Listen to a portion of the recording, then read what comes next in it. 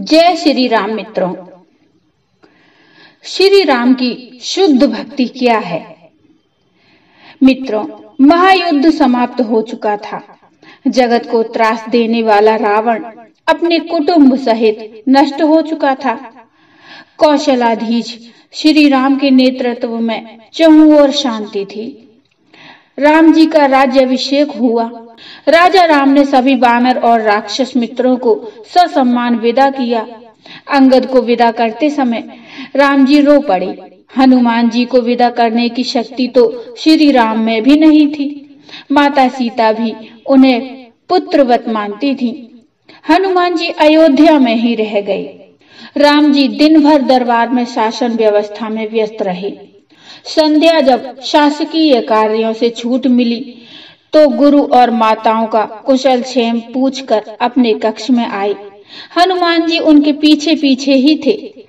राम जी के निजी कक्ष में उनके सारे अनुज अपनी अपनी पत्नियों के साथ उपस्थित थे।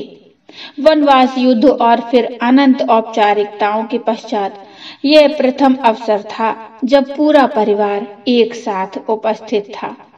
राम, सीता और लक्ष्मण को तो नहीं, कदाचित अन्य वधुओं को एक बाहरी अर्थात हनुमान का वहां होना अनुचित प्रतीत हो रहा था। चूंकि शत्रुघ्न सबसे छोटे थे, अतः वे ही अपनी भाभियों और अपनी पत्नी की इच्छा पूर्ति हेतु संकेतों में ही हनुमान जी को कक्ष से जाने के लिए कह रहे थे। पर आश्चर्य की बात कि हनुमान जैसा ज्ञाता भी यह मामूली संकेत समझने में असमर्थ हो रहा था। अस्तु, उनकी उपस्थिति में ही बहुत देर तक सारे परिवार ने जी भर कर बातें की। फिर भरत को ध्यान आया कि भैया भाभी को भी एकांत मिलना चाहिए। उर्मिला को देख उनके मन में हुक उठती थी कि इस पतिव्रता को भी अपने पति का सानिध्य चाहिए। अतः उन्होंने राम जी से आज्ञा ली और सबको जाकर विश्राम करने की सलाह दी। सब उठे और राम जानकी का चरण स्पर्श कर जाने को हुए, परंतु हनुमान वहीं बैठे रहे। उन्हें देख अन्य सभी उनके उठने की प्रतीक्षा करने लगे कि सब साथ ही निकले बाहर। राम ने मुस्कुराते हुए हनुमान जी से कहा, क्यों वीर, तुम भी जाओ, तनिक विश्राम कर लो। हनुमान बोले, प्रभु आप सम्मुख हैं, इससे अधिक विश्रामदायक भला कुछ हो सकता है। मैं तो आपको छोड़कर नहीं जाने वाला। शत्रुघ्न तनिक क्रोध से बोले, परंतु भैया को विश्राम की आवश्यकता है कपीश्वर, उन्हें एकांत चाहिए। हाँ, तो मैं कौन सा प्रभु के विश्राम में बाधा डालता हूँ? मैं तो यहाँ पैंताने बैठा हूँ। आपने कदाचित सुना नहीं, भैया को एकांत की आवश्यकता है। पर माता सीता तो यही है, वे भी तो नहीं जा रही। फिर मुझे ही क्यों निकालना चाहते हैं आप? भाभी को भैया के एकांत में भी साथ रहने का अधिकार प्राप्त है। क्या उनके माथे पर आपको सिंदूर नहीं दिखता? हनुमान आश्चर्यचकित रह गए। प्रभु श्री राम से बोले, प्रभु क्या यह सिंदूर लगाने से किसी को आपके निकट रहने का अधिकार प्राप्त हो जाता है? राम मुस्कुराते हुए बोले, अवश्य, यह तो सनातन प्रथा है हनुमान।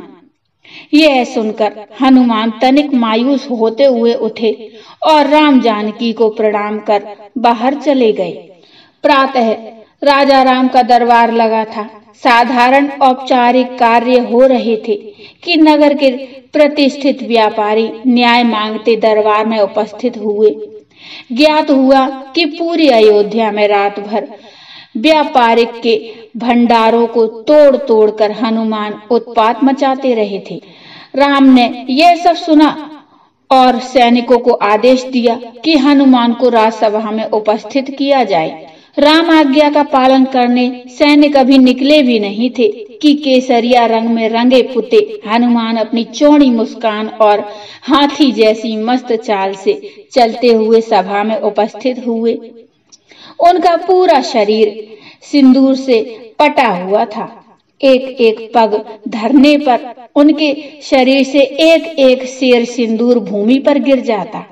उनकी चाल के साथ पीछे की ओर वायु के साथ सिंदूर उड़ता रहता। राम के निकट आकर उन्होंने प्रणाम किया। अभी तक सन्न होकर देखती सभा एकाएक जोर से हंसने लगी। अपनी हंसी रोकते हुए सौमित्र लक्ष्मण बोले, यह क्या किया कपिश्रेष्ठ? यह सिंदूर से स्नान क्यों? क्या यह आप वानरों की कोई प्रथा है? हनुमान प्रफुल्लित स्वर में बोले, अरे नहीं भैया, यह तो आर्यों की प्रथा है। मुझे कल ही पता चला कि अगर एक चुटकी सिंदूर लगा लो तो प्रभु राम के निकट रहने का अधिकार मिल जाता है। तो मैंने सारी अयोध्या का सिंदूर लगा लिया। क्यों प्रभु, अब तो कोई मुझे आपसे दूर नहीं कर पाएगा ना? सारी सभा हंस रही थी और भरत हाथ जोड़े अश्रु बहा रहे थे।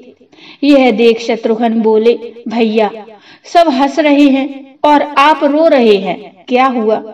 भरत स्वयं को संभालते हुए बोले, अनुज तुम देख नहीं रहे, वानरों का एक श्रेष्ठ नेता, वानर राज का सबसे विद्वान मंत्री, कदाचित संपूर्ण मानव जाति का सर्वश्रेष्ठ वीर, सभी सिद्धियों सभी निधियों का स्वामी, वेद पारंगत शास्त्र मर्मज्ञ, यह कपिश्रेष्ठ अपना सारा गर्व सारा ज्ञान भूलकर कैसे राम भक्ति में लीन है।